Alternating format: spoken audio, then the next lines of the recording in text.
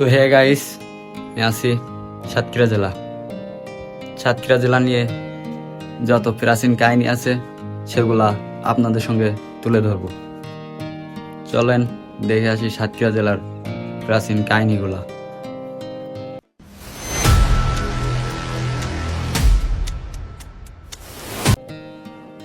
আপনি কি কখনো ভেবে দেখছেন সাতক্ষীরা নামটা কোথা থেকে এলো?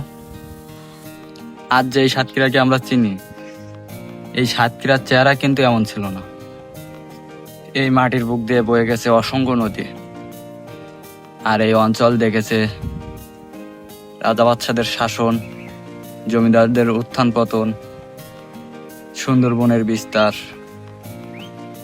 আর দেখেছে অসংখ্য মানুষের সংগ্রাম। কিন্তু এই জায়গাটির নাম সাতক্ষীরা হলো কিভাবে? চলেন ফিরে যাই কয়েকশো বছর পূর্বে সাতঘরিয়ায়। এক সময় এ দক্ষিণ পশ্চিম অঞ্চল ছিল নদী আর দ্বীপের পরিবর্তনশীল ভূখণ্ড। আস্তে আস্তে নদী তার গতিপথ বদলেছে, নতুন চর জেগেছে, কোথাও ভূমি তৈরি হয়েছে, আবার কোথাও নদীর পানিতে হারিয়ে গেছে অনেক মানুষের ঘর বাড়ি। এই কারণে সাতক্ষীরার ইতিহাস শুধু মানুষের ইতিহাস নয়, এটা নদী আর মাটিরও ইতিহাস।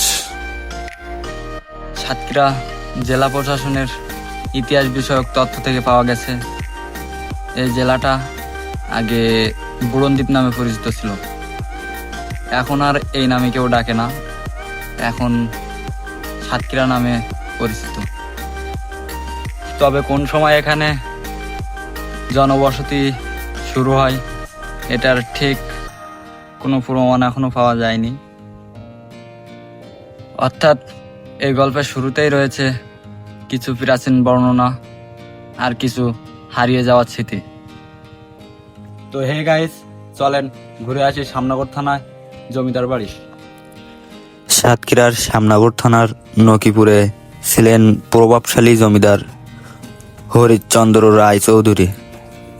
তার বিশাল জমিদারি ও প্রভাব ছিল এই অঞ্চলের।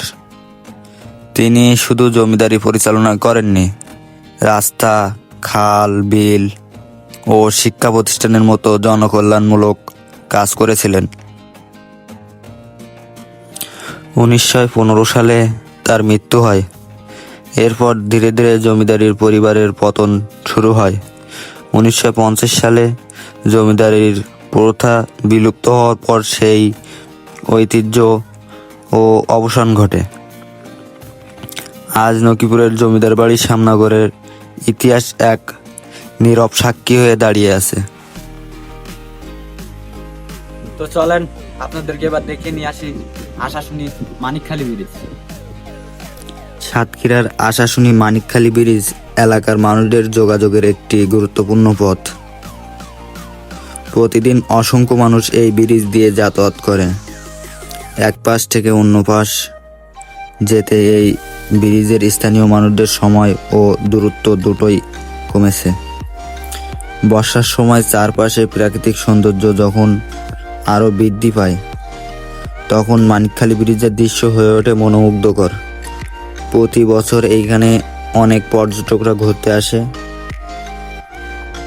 এই ব্রিজ শুধু একটি যোগাযোগ মাধ্যম নয়, এটি স্থানীয় মানুষের দৈনিক জীবনের একটি অংশ।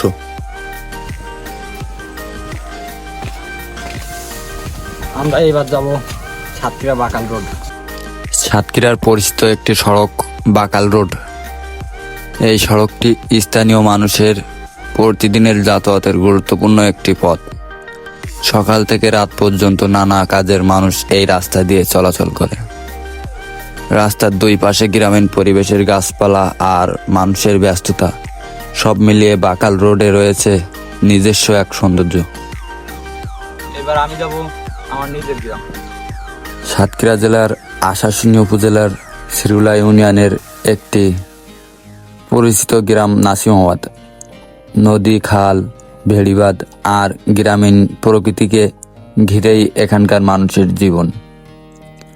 জোয়ার ভাটা আর প্রাকৃতিক দুর্যোগের সঙ্গে লড়াই করে যুগের পর যুগ মানুষ এই জনপদকে গড়ে তুলেছে। তবে নাসিমাবাদের সবথেকে গর্বের বিষয়, এই গ্রামের মাটিতেই জন্ম নিয়েছে বাংলাদেশ নারী ফুটবলের তারকা সাবিনা খাতুন। তাই নাসিমাবাদ শুধু একটি গ্রাম নয়, এটি সংগ্রাম ও স্বপ্নের গর্বের একটি নাম।